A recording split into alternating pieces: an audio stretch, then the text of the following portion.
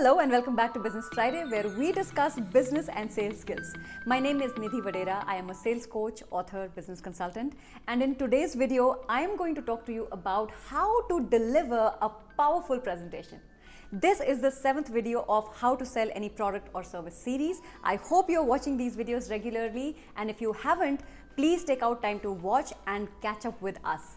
Also, if you're new to this channel, please spare a few minutes to visit our homepage. I post 2 new videos every week, one on Tuesday, which is about books, and one on Friday, which is about business and sales. So if you are interested in the knowledge of books and business, do subscribe to the channel and become a part of our community. And now let's get started with today's video.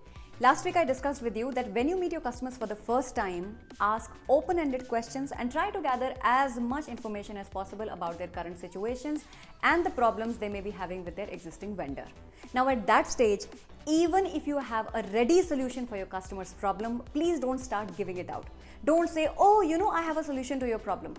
In the meeting stage, your work is just to get the information.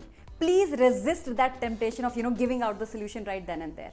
That is to be shared in the presentation stage. So you are done with your initial meeting, you have gathered all the information, you have understood your customer's problem, and now you are getting ready to make the presentation. Here you have to keep 2 things in mind. Now that you have heard some of the customer's problem, you have to plug in those problems, those issues into the presentation, which means in your presentation, you have to highlight a few problems that you noticed, provide a solution, and tell them how you are better. Secondly, plug in the objections that you think the customer may ask. Now, these are called anticipated objections. Customers mostly have objections, correct? So what do? You build in those objections into the presentation, and even before the customer brings them up, you answer those objections. Now, this is called blocking the objection. For example, most customers have objection around pricing, right? So instead of hiding the price till the end, just drop it to them during the presentation. You can say something like this.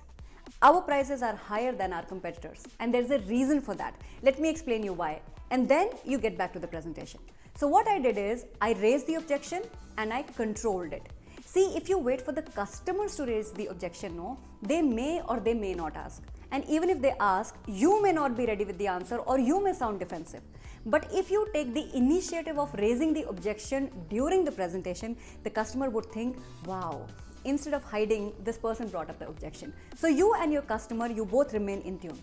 If you know they have a problem that you can solve, you can go ahead and tell them, when I met you for the last time, you mentioned about this situation, you mentioned about this problem. So I want to show you how we can help you solve this problem through our product or service, and then take them through your solution.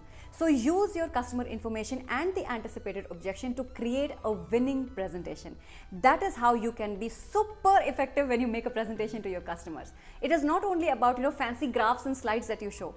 You must have solutions to your customer's problem and have answers to their objection whatsoever. So this brings us to the end of today's episode. I hope you got a lot of value and information from this video about how to make an effective presentation. And now what I want you to do is create a list of problems that your customers have or they may have and the anticipated objections. Then put both of these in your presentation and decide at what point of the presentation you're going to bring them up and how do you plan to answer these whether in a one-to-one or in a formal kind of a presentation where there are one-to-many. When you understand your customer's problem and the anticipated objections, your customer will think, yes, this person understands my problem and I should buy from them. So go ahead, list down the problem, list down the anticipated objection, and work on creating a great presentation. If you like this video, don't forget to give me a thumbs up, share it with your family and friends, and do subscribe to the channel. Next week, I will discuss with you how to demonstrate your product to your customer. So see you next week. Until then, love your numbers, work hard for your dreams, and remember, it is not going to work out till you start having fun. Happy selling.